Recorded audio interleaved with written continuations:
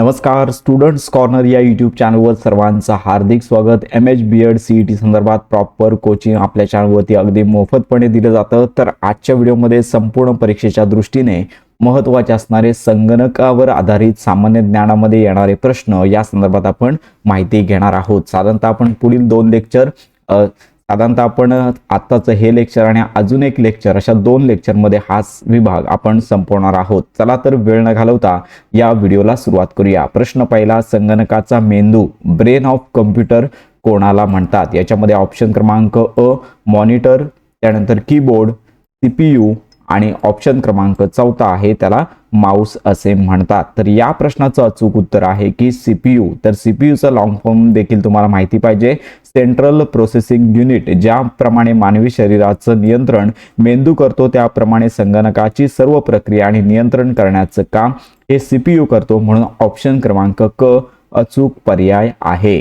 प्रश्न दुसरा, WWW याचे संक्षिप्त रूप म्हणजे त्यांच्या या संक्षिप्त रूपाचा अर्थ काय? पहिला आहे वर्ल्ड वाईड वेब, दुसरा आहे वर्ल्ड होल वेब, त्यानंतर वाईड वर्ल्ड वेब आणि त्यानंतर वर्ल्ड व्हाईट वेब। तर या प्रश्नाचं अचूक उत्तर आहे ऑप्शन क्रमांक अ WWW याचं संक्षिप्त रूप म्हणजेच वर्ल्ड वाईड वेब असा अर्थ होतो। तर इंटरनेटवरील माहिती शोधण्यासाठी वापरल्या जाणाऱ्या प्रणालीचं हे संक्षिप्त म्हणजे डिटेल स्वरूपातलं हे रूप आहे। प्रश्न तिसरा, संगणकामध्ये डेटा कायमस्वरूपी याला परमनंटली साठवण्यासाठी कशाचा वापर होतो? संगणकामध्ये डेटा म्हणजे जी माहिती आहे ती कायमस्वरूपी साठवण्यासाठी कशाचा वापर केला जातो? पहिला ऑप्शन आहे रॅम, दुसरा आहे रोम, तिसरा आहे हार्ड डिस्क, चौथा आहे कॅश मेमरी। प्रश्न तिसरा आहे तर याचं अचूक उत्तर आहे ऑप्शन क्रमांक क हार्ड डिस्क। कारण का लक्षात घ्या, रॅम ही जी आहे ही तात्पुरती मेमरी आहे आणि त्याचबरोबर लक्षात घ्या हार्ड डिस्क मध्ये ही जी माहिती आहे किंवा डेटा आहे तो साठवण्यासाठी महत्त्वाचं काम केलं जातं, म्हणजेच हा डेटा आहे कायमस्वरूपी साठवला जातो। रॉम देखील तात्पुरतीच आहे, त्यामुळे ऑप्शन क्रमांक क अचूक पर्याय आहे।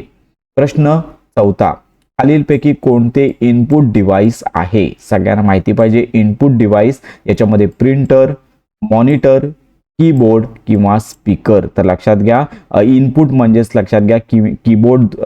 तरी इनपुट लक्षात घ्या की संगणकाला बाहेरून आतमध्ये जी माहिती प्रोव्हाइड करण्याचं काम केलं जातं किंवा कमांड दिली जाते त्याला इनपुट डिव्हाइस असं म्हटलं जातं। तर याचं अचूक उत्तर आहे ऑप्शन क्रमांक क कीबोर्ड। कारण का कीबोर्डद्वारे आपण संगणकाला माहिती आत पाठवणे ही क्रिया करतो। प्रिंटर आणि मॉनिटर लक्षात घ्या, प्रिंटर असेल, मॉनिटर असेल, स्पीकर असेल, तर हे सगळे आउटपुट डिव्हाइस आहेत। तर याच्यामध्ये संगणकाकडून बाहेर माहिती देण्याचं काम इतर डिव्हाइसच्या माध्यमातून केलं जातं, तर त्यांना आउटपुट डिव्हाइस असे म्हणतात। आणि इनपुट म्हणजेच आतील कमांड देण्याचं काम कीबोर्डच्या माध्यमातून केलं जातं, म्हणून ऑप्शन क्रमांक क हा अचूक पर्याय आहे।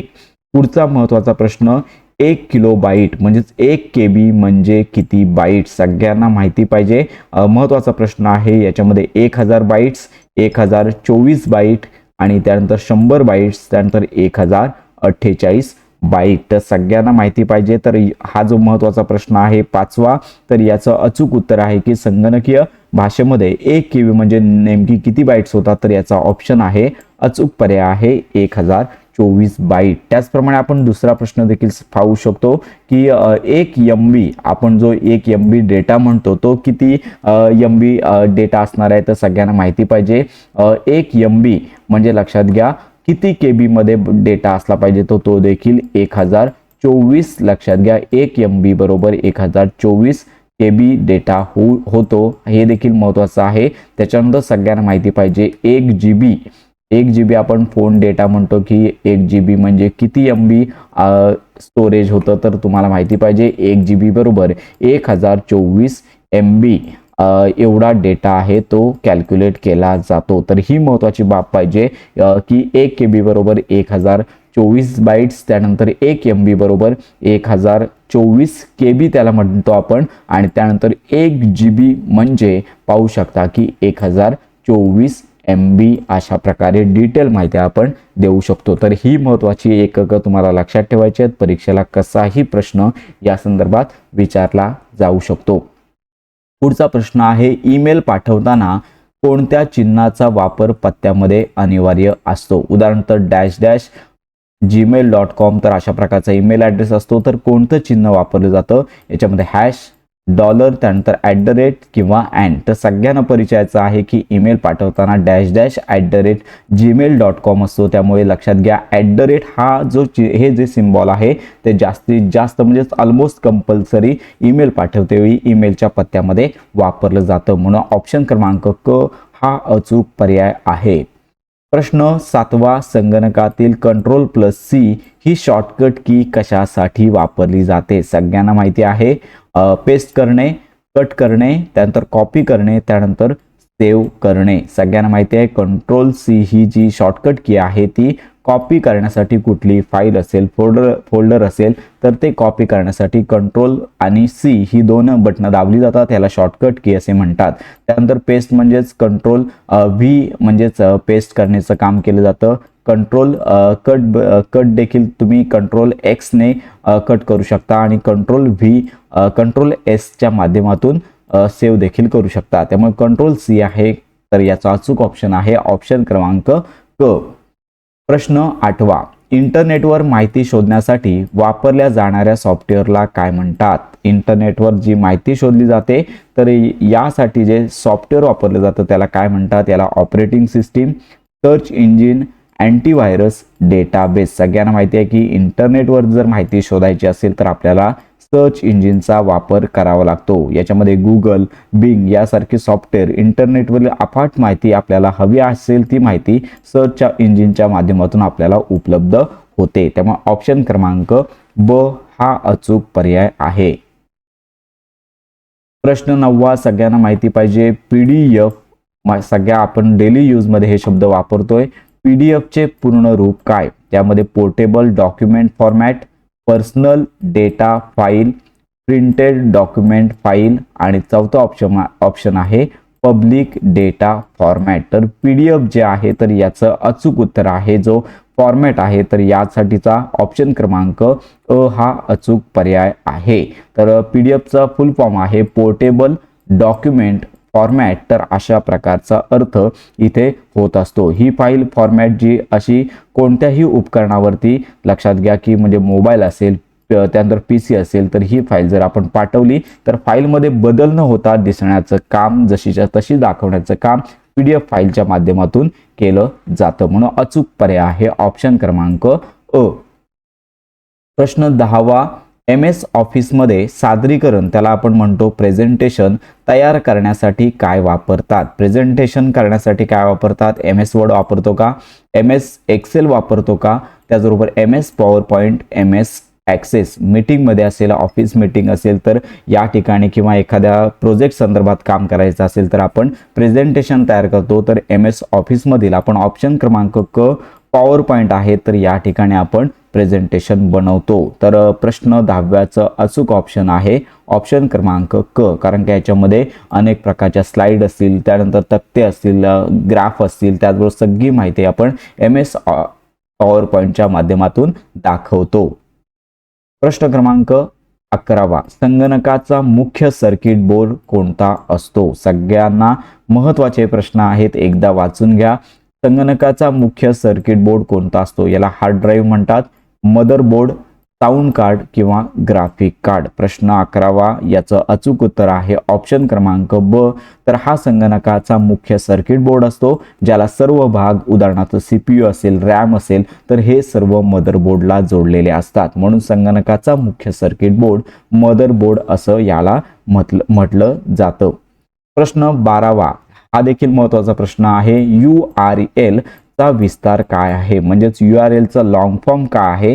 तर याचा पहिला ऑप्शन तुम्ही पाहू शकता युनिव्हर्सल रिसोर्स लोकेटर, त्यानंतर युनिफॉर्म रिसोर्स लोकेटर, त्यानंतर युनायटेड रिसोर्स लिंक, त्यानंतर युनिफॉर्म रेडिओ लोकेटर. तर हा जो 12वा प्रश्न आहे तर याचं अचूक उत्तर आहे URL म्हणजेच युनिफॉर्म रिसोर्स लोकेटर असं देखील म्हणतात. तर लक्षात घ्या, हा ॲड्रेस आहे ब्राउझरमध्ये टाकतो आणि हा URL टाकल्यानंतर आपण संबंधित वेबसाईट आपल्या स्क्रीन समोर ओपन होते. प्रत्येक वेबसाईटला URL कंपल्सरी असतो. प्रश्न 13वा, संगणक प्रणालीमध्ये हानी पोहोचवणाऱ्या प्रोग्रामला काय म्हणतात? हानी म्हणजेच लक्षात घ्या, संगणकमध्ये जी प्रोग्रामिंग असते तर याला हानी म्हणजेच ते डिस्टर्ब करण्यासाठी किंवा त्याच्यामध्ये अडचणी आणण्यासाठी जे प्रोग्राम असतात त्यांना काय म्हणतात? त्याला सॉफ्टवेअर म्हणतात का?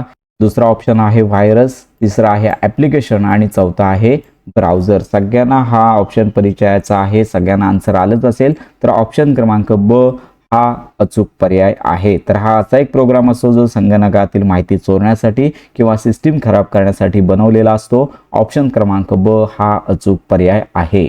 प्रश्न 14वा, खालीलपैकी कोणती ऑपरेटिंग सिस्टीम नाही? ऑपरेटिंग सिस्टीम आधी सगळ्यांना माहिती पाहिजे, संगणक चालवण्यासाठी जी सिस्टीम वापरली जाते, पद्धत वापरली जाते त्याला ऑपरेटिंग सिस्टीम असे म्हटलं जातं. तर प्रश्न 14वा आहे, तर याचा ऑप्शन क्रमांक पहिला आहे विंडो, अँड्रॉइड, गुगल क्रोम, त्यानंतर लिनक्स. तर याच्यामध्ये लक्षात घ्या की पहिले ही ऑपरेटिंग सिस्टीम आहे. अँड्रॉइड सुद्धा आपण जी मोबाईलमध्ये वापरतो ती सुद्धा ऑपरेटिंग सिस्टीम आहे. त्यानंतर लिनक्स सुद्धा ऑपरेटिंग सिस्टम आहे, पण गुगल क्रोम ही ऑपरेटिंग सिस्टीम नाही, कारण का गुगल क्रोम हे ब्राउझर आहे, ते आपण ब्राउझर म्हणजेच माहिती शोधण्यासाठी वापरतो. म्हणून ऑप्शन क्रमांक क हा या पर्यायाचा म्हणजे या प्रश्नाचा अचूक पर्याय आहे.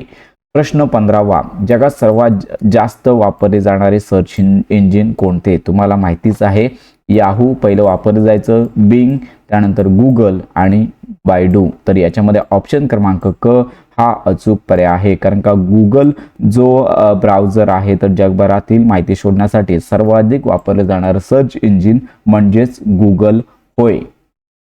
प्रश्न 16वा, संगणक साक्षरता दिवस कधी साजरा केला जातो? अतिशय महत्त्वाचा प्रश्न आहे. संगणक साक्षरता दिन आहे तर 1 जानेवारी, 2 डिसेंबर, 5 जून किंवा 15 ऑगस्ट. तर 16वा प्रश्न आहे, तर याचं अचूक उत्तर आहे संगणक साक्षरता दिवस हा 2 डिसेंबर रोजी साजरा केला जातो. जगभरामध्ये संगणकीय साक्षरता वाढवण्यासाठी हा दिवस आहे तो संपन्न म्हणजे साजरा केला जातो. प्रश्न 17वा, ALU चे पूर्ण रूप काय आहे? म्हणजेच लॉंग फॉर्म आपल्याला ALU चा सांगायचा आहे. तर पहिला ऑप्शन आहे अरिथमॅटिक लॉजिक युनिट, दुसरा ऑप्शन आहे ऑल लॉजिक युनिट, तिसरा आहे आर्य लॉजिक युनिट, त्यानंतर अरिथमॅटिक लेयर युनिट. तर 17वा जो प्रश्न आहे तर याचं अचूक उत्तर आहे ऑप्शन क्रमांक अ अरिथमॅटिक लॉजिक युनिट ALU. तर यामध्ये लक्षात घ्या की CPU मधील हा एक महत्त्वाचा घटक आहे जो गणितीय ॲडिशन असेल, सबट्रॅक्शन असेल, तर ह्या तार्किक ज्या क्रिया आहेत कॅल्क्युलेशन करण्यासाठी CPU मध्ये हे बसवलेलं असतं. तर अशा प्रकारे याचा अचूक ऑप्शन आहे ऑप्शन क्रमांक अ. त्याच्यानंतर 18वा प्रश्न, खालीलपैकी कोणती मेमरी सर्वात वेगवान फास्टेस्ट आहे? म्हणजेच प्रश्न क्रमांक 18. तर याच्यामध्ये रॅम, रोम, त्यानंतर कॅश मेमरी देखील आपण म्हणतो आणि त्यानंतर हार्ड डिस्क. तर याचं अचूक उत्तर आहे ऑप्शन क्रमांक क कॅश मेमरी आहे. तर ही मेमरी प्रोसेसरच्या सर्वात जवळ असते आणि त्यामुळे ती जी मेमरी आहे ती रॅम पेक्षा देखील जास्त काम करते. म्हणून ऑप्शन क्रमांक क या प्रश्नाचं अचूक उत्तर आहे. प्रश्न 19वा, फेसबुकचे नवीन नाव काय आहे? सगळ्यांना माहिती पाहिजे.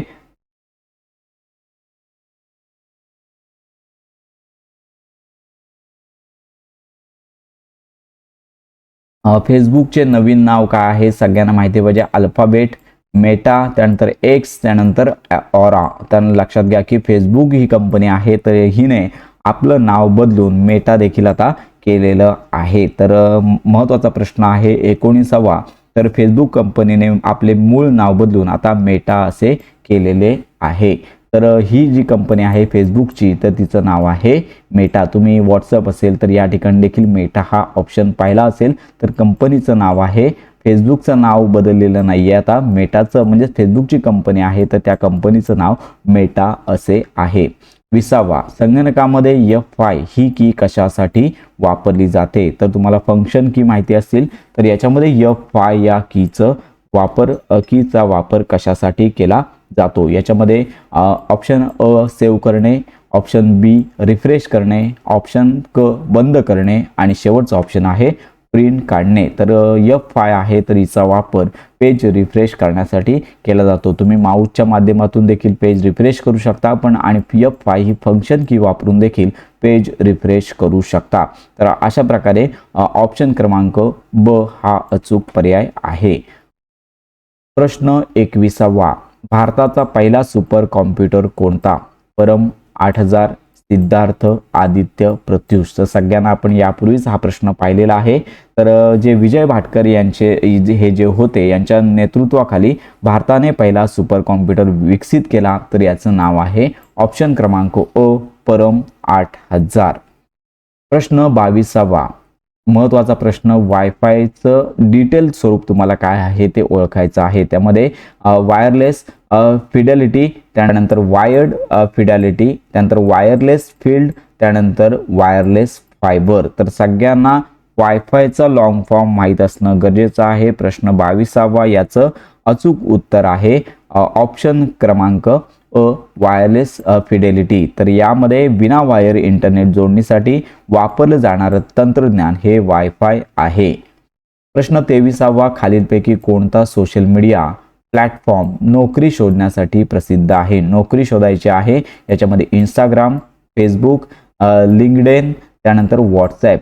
तर सगळ्यांना माहिती आहे नोकरी शोधण्यासाठी लिंक्डइन जे सॉफ्टवेअर आहे ते तुम्हाला ॲप्लिकेशन आहे ते वापरता येतं. ऑप्शन क्रमांक क हा अचूक पर्याय आहे लिंक्डइन. त्यानंतर प्रश्न 24वा, एम एस वर्डमध्ये नवीन फाईल उघडण्यासाठी कोणती शॉर्टकट की वापरतात?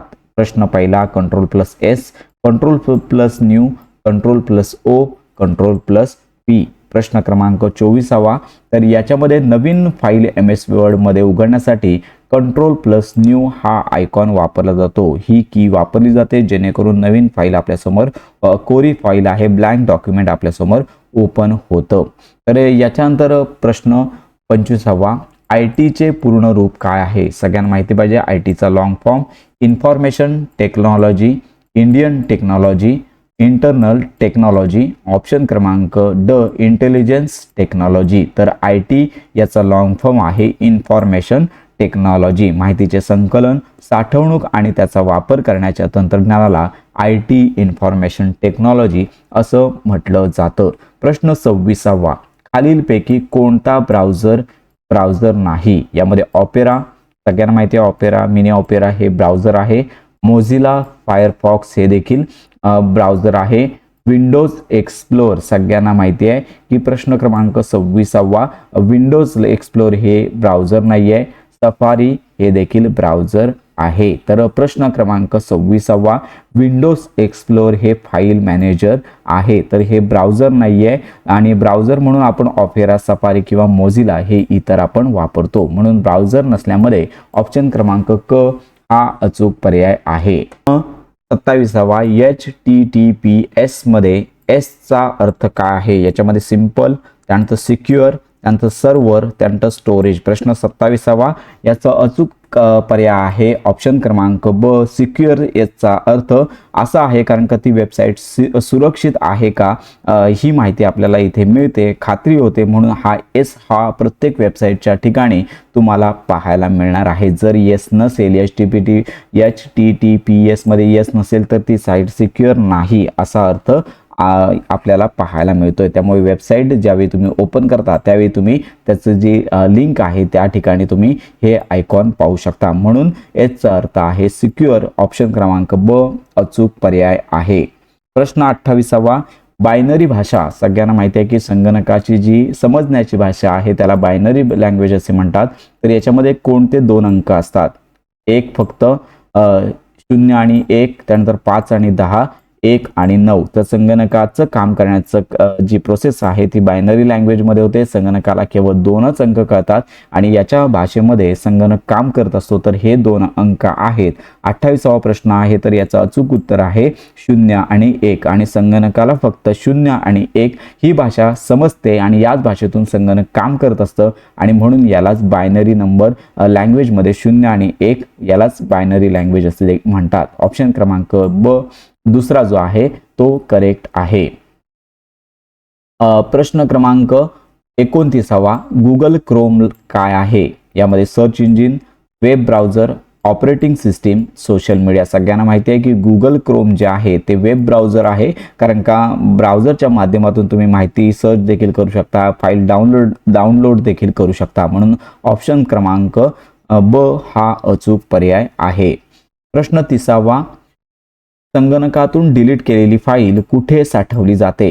डेस्कटॉप, त्यानंतर माय डॉक्युमेंट, ऑप्शन क्रमांक क रिसायकल बिन, कंट्रोल पॅनल. सगळ्यांना माहिती आहे की संगणकातून तुम्ही एकदा फाईल डिलीट केलीत तर ती जाते ऑप्शन क्रमांक क रिसायकल बिनमध्ये. रिसायकल बिनमध्ये जी फाईल असेल तर तुम्ही रिस्टोर करून पुन्हा मिळवू शकता, पण जर एकदा रिसायकल बिनमधून तुम्ही फाईल डिलीट केली ती मात्र तुम्हाला पुन्हा मिळवता येत नाही आहे. त्यामुळे संगणकातून डिलीट केलेली फाईल रिसायकल बिनमध्ये जाते आणि कायमस्वरूपी फाईल डिलीट करायची असेल तर रिसायकल बिनमध्ये जाऊन तुम्हाला फाईल डिलीट करावी लागणार आहे. प्रश्न 31वा, Ctrl+V ही शॉर्टकट की कशासाठी वापरतात? कॉपी करण्यासाठी, कट करण्यासाठी, पेस्ट करण्यासाठी, अंडू करण्यासाठी. सगळ्यांना माहिती आहे की Ctrl+V हे पेस्ट करण्यासाठी, आपण एखादी फाईल कॉपी केलेली असेल तर ती पेस्ट म्हणजेच ते ठेवण्यासाठी Ctrl+V हा ऑप्शन वापरला जातो. म्हणून ऑप्शन क्रमांक क हा अचूक पर्याय आहे.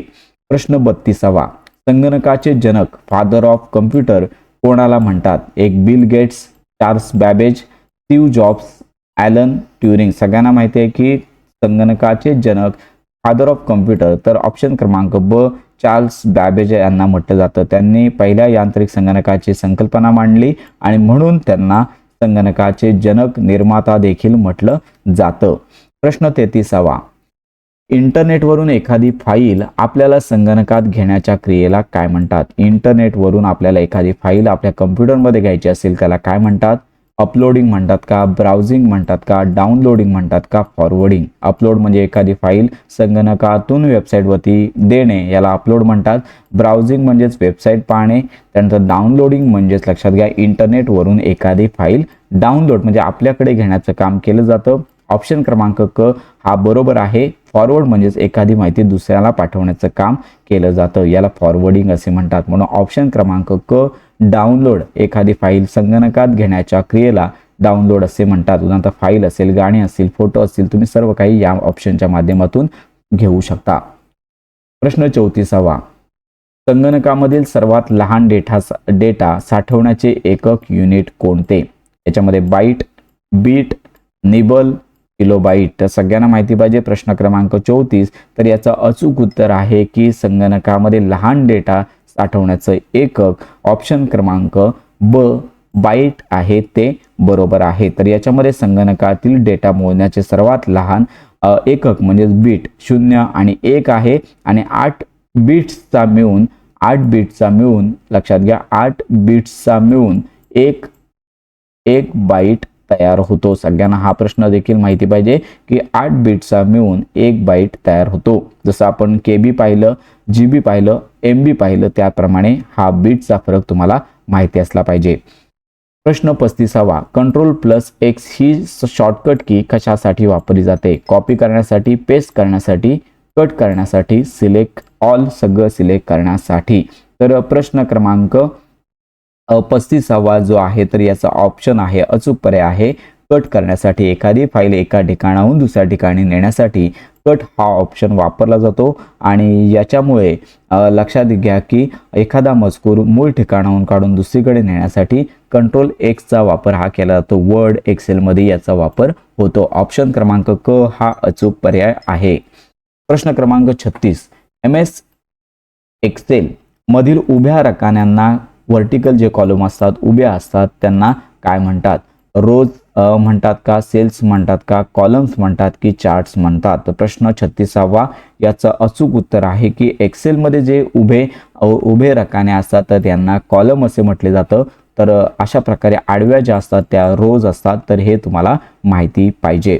प्रश्न 37वा, संगणकावर चित्र काढण्यासाठी किंवा पेंटिंग करण्यासाठी कोणता प्रोग्राम प्रामुख्याने वापरला जातो? MS Word, MS Paint, MS Excel, Notepad. तर चित्र काढण्यासाठी फेमस असं सगळ्या मुलांना आवडणारं MS पेंट हे वापरलं जातं. तुम्ही कशाही पद्धतीने चित्र काढून रंगवू शकता म्हणून पेंट प्रोग्राम तयार केलेला आहे.